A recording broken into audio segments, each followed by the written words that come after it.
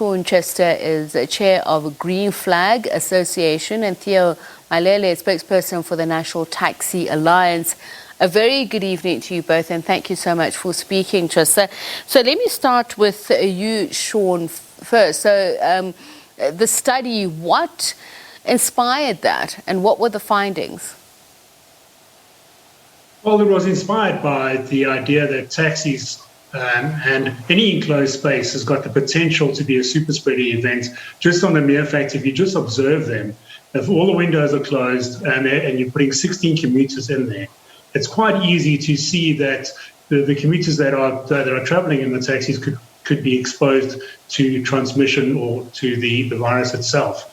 So there's these potential for super spreading events, especially when you get into the Delta variant, which is basically about double the transmissibility of the Alpha variant.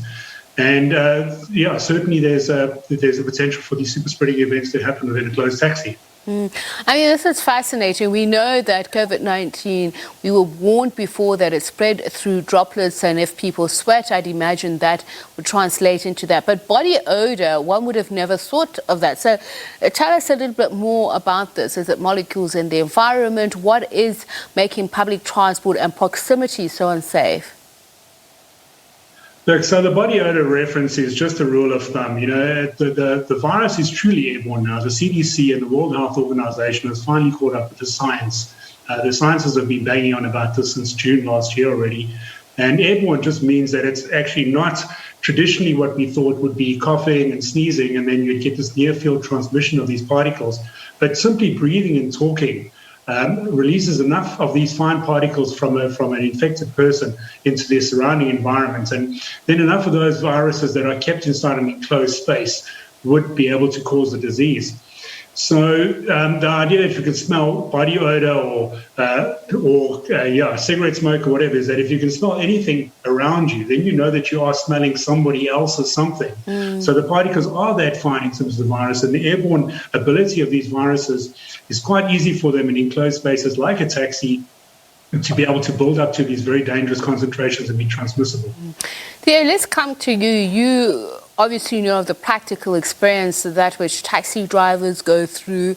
There are those that flout the law, but there are those who, even though they observe the rules, it's the passengers that seem to break the rules. Theo, are you with us? Yeah, the passengers certainly do, yeah. Yes, so Theo, can you tell us from the taxi industry side? Yeah, well, look, good evening to you and to the colleague there and the viewers. Yes, indeed, it is a challenge to keep the windows of the taxi, whilst in motion, semi-ajar. We are finding it difficult to convince passengers to do that. So this would be we need to have a collective responsibility in us to address this issue. Yes, the issue of wearing of masks cannot be overemphasized, and the sanitization of passengers and the disinfection of vehicles. But we do, however, have a challenge. Most of the taxi ranks are filthy and are urine-rigged. So we really need to have a serious cleaning campaign to ensure that these facilities are well kept and are actually, habitable spaces for people to can commute. Is there a way in which drivers can enforce the rules, as in the non-pharmaceutical interventions? As you say, some people don't wear masks. We've seen that it almost seems natural for them not to be wearing masks, even in such a confined environment. What do you have at your disposal to enforce these regulations? Well, we have actually instituted punitive measures of fining drivers that are found not to be adhering to these standards. We recently experienced a good adherence whilst doing the rounds with the MEC of Transport in Gauteng, Mr. Jacob Mamabolo, just the other day.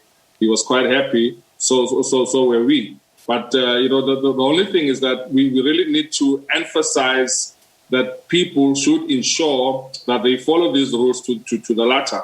at times the driver cannot be fully held responsible because he is focusing on the road whilst this is happening right at the back seats. So he wouldn't be able to can pick up if somebody have taken off their masks. So, Sean, you were agreeing there with what Theo was saying earlier on about non-compliance. So what are you doing with this research? It's one thing to have evidence that these are the factors that are spreading infection, but how are you engaging the taxi industry? And are you getting cooperation in sharing these findings? In terms of the engagement, we haven't had much success.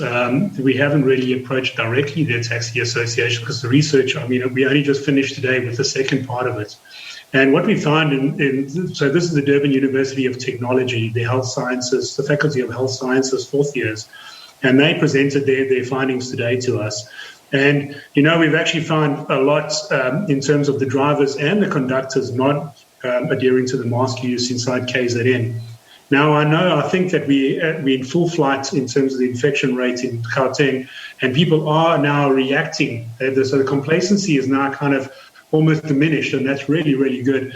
But what we need to recognize is that it actually starts off right with the taxi rank manager, to the marshals, to the drivers, to the conductors, and then the passengers themselves. The passengers, we found in the study that a lot of the passengers had no access to sanitizer. The passengers are absolutely guilty too. So COVID is such a behavior-based disease. So we found that the passengers, as they begin their routes, and as Theo said, as they're traveling along, they start putting their masks off. And the drivers and the conductors maybe don't actually have as much influence as they like. So it's a belts and braces approach. We really need to make sure the commuters themselves this messaging is really banged on a lot because the airborne transmission route is the dominant route. The other routes are secondary routes. So mask use in terms of taxis, mask use and ventilation are the primary intervention strategies that are there. But I'm not seeing the messaging go out, whether it's by any of the provincial governments or by the institutions or by the media at all. And that's what I'd like to see, a lot more cooperation like that. And we'd be, as GreenFlag Association, we're certainly willing to engage and work with the various associations and SA Taxi and that. Theo, sure. Is this something that you will welcome, and how will it help you? For instance, I see GreenFlag is saying what they are saying to taxi drivers is they need to enforce ventilation, say to passengers or even themselves that put on an extra jersey, open the window. But do you think that you will find cooperation? Would working with them help your cause?